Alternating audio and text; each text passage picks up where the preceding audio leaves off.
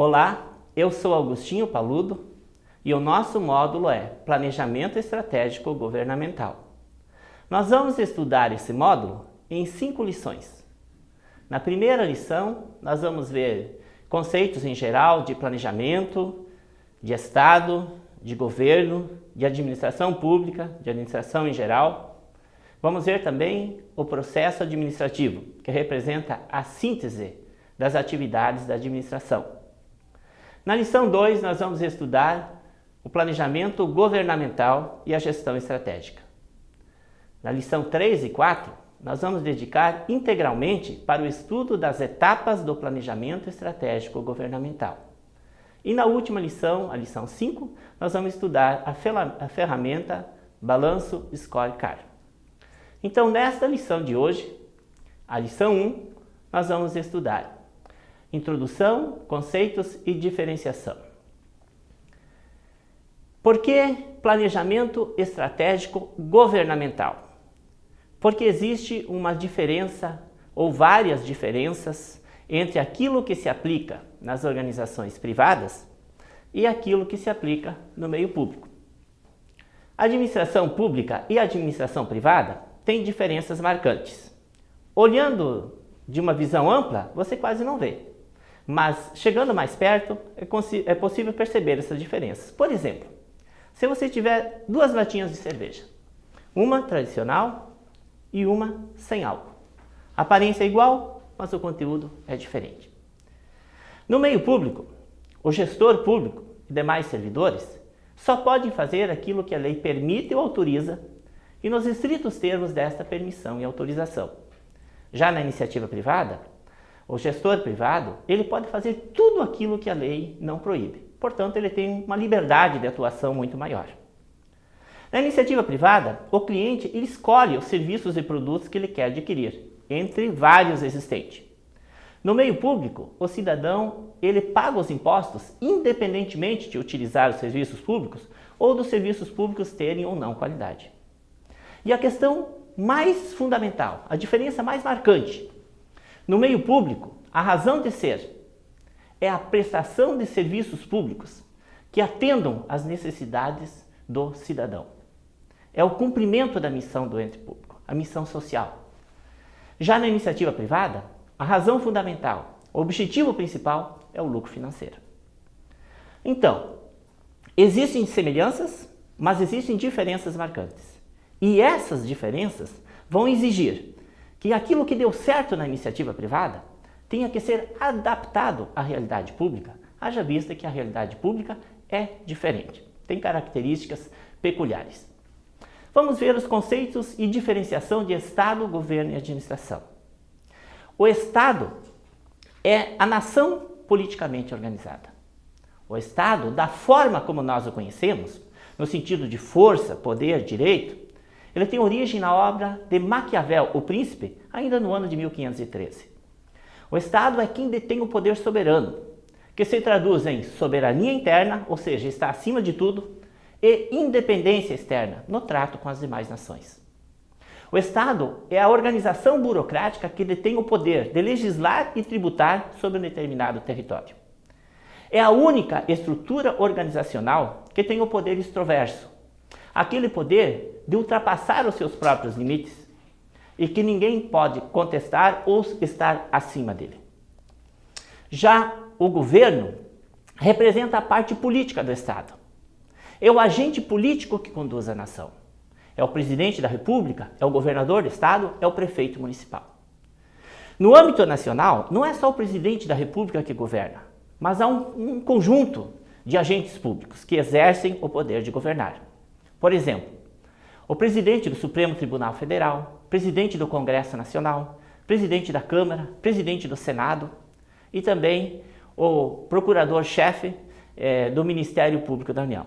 A grande diferença consiste que o presidente da República exerce esse poder de uma forma ampla, enquanto os demais agentes públicos exercem de uma forma restrita a sua competência exclusivamente. O governo traduz-se no modo pelo qual o Estado é administrado. Como são definidos os principais objetivos, as diretrizes, como são escolhidas as políticas públicas, como são fixadas as políticas públicas a serem executadas e como são tomadas as principais decisões que vão orientar toda a atuação da administração pública. Já a administração pública compete à atividade de execução. A ela cabe executar as atividades que foram definidas pelos governos. De uma forma ampla, a administração pública compreende a estrutura e recursos, órgãos e agentes, serviços e atividades. É todo esse aparato, todo esse aparelho que vai estar disponível para os governos como instrumento para a realização dos seus objetivos políticos e para o alcance do objetivo maior do Estado, que é o bem-estar da coletividade. A administração pública, ela é estudada sob 3 enfoques principais. O enfoque subjetivo formal orgânico, o enfoque objetivo material funcional e o enfoque operacional. No sentido subjetivo formal orgânico, nós temos o conjunto de pessoas jurídicas e órgãos públicos criados para o desempenho da função administrativa, que é executada pelos seus agentes. Sob essa ótica, nós temos as pessoas jurídicas de direito público interno, a União, os Estados e os municípios. Temos as pessoas jurídicas da administração indireta, autarquia, fundação, empresa pública e sociedade de economia mista. Nós temos os órgãos públicos dos 3 poderes, legislativo, executivo e judiciário, e temos os agentes públicos. Sob o ponto de vista objetivo, material ou funcional, trata-se efetivamente do desempenho da função administrativa. Nessa ótica, tem-se a prestação dos serviços públicos, a intervenção no domínio econômico, o exercício regular do poder de polícia e o fomento às demais atividades de interesse público ou social. Por fim, o conceito operacional de administração pública foi dado por Eli Lopes Meireles, como sendo o efetivo desempenho dos serviços e atividades públicas em prol da coletividade como um todo. Então, o Estado pode ser definido como um ente moral intangível, enquanto o governo é o agente político e a administração pública o aparelho. O Estado detém o poder, o governo exerce esse poder de forma soberana e a administração pública cabe às atividades de execução. Enquanto o Estado é soberano, o governo é independente e a administração pública hierarquizada. O objetivo maior do Estado é a promoção do bem comum da coletividade. Nesse sentido, o governo é um instrumento do Estado e a administração pública um instrumento de governo para promover o bem comum da coletividade. O governo decide politicamente o que fazer e a administração pública é responsável por o que fazer. O governo atua de forma discricionária e a administração pública é neutra. Administração e planejamento. A administração é a ciência que trata das organizações e a sua história remonta a 5.000 anos antes de Cristo. A administração é a ação humana dotada de racionalidade para alcançar os fins desejados. O termo administração é utilizado tanto para designar as funções de planejamento e controle, como para designar as atividades de execução. O administrador é aquele profissional que atua nas organizações privadas ou instituições públicas e exerce uma função administrativa. A alta administração são aquelas pessoas que ocupam função estratégica e que têm poder de decisão e que devem tomar as decisões certas e a tempo, no sentido de conduzir as suas organizações ao alcance dos objetivos e à sustentabilidade no longo prazo. O planejamento também é quase tão antigo quanto a administração. Basta pensar na construção das pirâmides do Egito, da muralha da China, as pirâmides Maia e outras grandes construções da antiguidade. Nada disso poderia ter sido feito sem que antes houvesse um planejamento. Antigamente, o planejamento chegava a se confundir com a própria administração. Com o passar do tempo, foi havendo a segregação. A forma mais simples de entender o planejamento é dizer que você deve pensar antes de agir. Toda vez que você pensar antes de agir, você estará fazendo o planejamento, ainda que de forma intuitiva ou informal. Como processo, como conceito amplo e válido, o planejamento é um processo racional para a tomada de decisões. no sentido de selecionar e implementar um conjunto de ações necessárias e suficientes para mudar uma realidade, para sair de uma situação atual existente e alcançar uma situação futura desejada. Vamos desmembrar esse conceito para entender melhor? Olha só. Processo racional para a tomada de decisões. O planejamento, ele não se baseia no achômetro, no casuísmo, na futurologia. Ele se baseia, sim, num conjunto de informações internas e externas da empresa. E com base nesse conjunto de informações, ele escolhe as melhores opções, aquelas que são possíveis. Então, racionalmente, ele toma as decisões. Para quê? Para selecionar e executar um conjunto de ações necessárias e suficientes. Olha só, imagine você, gestor público municipal, executando ações desnecessárias, desperdiçando os recursos públicos? Nem pensar. Por outro lado, você tem um problema a resolver ou tem uma demanda a atender. Se você quer resolver esse problema ou atender essa demanda com ações desnecessárias, nem comece, porque você vai agravar a situação ainda mais. Deixe para uma outra oportunidade.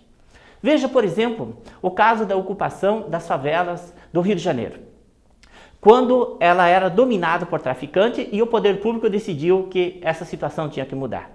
Imagine se essas ações se resumissem a 2 combis, com 10 policiais cada uma, armado com 38 na cinta. Quantos minutos esses policiais resistiriam à ação dos traficantes? Poucos minutos, eu lhes garanto. Então, as ações suficientes envolveram tanques da Marinha, tanques do Exército, helicópteros, serviços de inteligência e um grande efetivo de policiais. Essas ações foram suficientes. Para quê? Para sair de uma situação atual existente e alcançar uma situação futura desejada. Para sair de uma situação em que os traficantes dominavam e oprimiam a população, para alcançar uma situação futura, onde a população anda livremente nas ruas e pode ter direito e exercer os seus direitos sociais. Então, o planejamento, ele é a primeira e a mais importante das funções administrativas. O objetivo primordial do planejamento é guiar as ações da instituição, definindo objetivos, escolhendo estratégias, apontando, escolhendo planos de ações, de modo a conduzir a organização ao alcance dos seus objetivos e evitando o desperdício de tempo, esforços e recursos. O processo administrativo representa a síntese da administração, a síntese do processo de administrar. Planejar, organizar, dirigir e controlar são as funções que formam o processo administrativo. O planejamento vem logo de cara, se apresentando como a primeira e a mais importante função, servindo de base para todas as demais funções de organizar, dirigir e controlar. A organização consiste em encontrar a melhor forma para organizar a estrutura e disponibilizar os recursos para executar aquilo que foi planejado. Em seguida, vem a direção, acionar e dinamizar a empresa, interpretar os planos e dar instruções específicas para a sua execução, fazer acontecer. E, por fim, a quarta e última função é o controle. O controle para quê? Para que aquilo que foi planejado, organizado e dirigido seja executado da forma mais correta e, ao mesmo tempo, identificando possíveis erros no sentido de que eles sejam corrigidos para o próximo ciclo. Porque o processo administrativo é cíclico. Primeiro planeja, depois organiza, depois executa e controla. Ele é dinâmico. Por quê? Porque a todo tempo estão surgindo inovações e novas formas de fazer. E isso são incorporados ao processo administrativo. E ele também é interativo, porque essas funções não ocorrem isoladamente, mas elas são interdependentes e interrelacionadas umas com as outras. Então, nesta lição número 1, nós vimos as diferenças entre o público e o privado, conceituamos e diferenciamos Estado, governo e administração pública, vimos também os conceitos de administração e planejamento em geral, e de uma maneira rápida, nós vimos o processo administrativo. Na próxima lição, nós vamos estudar o planejamento governamental e a gestão estratégica.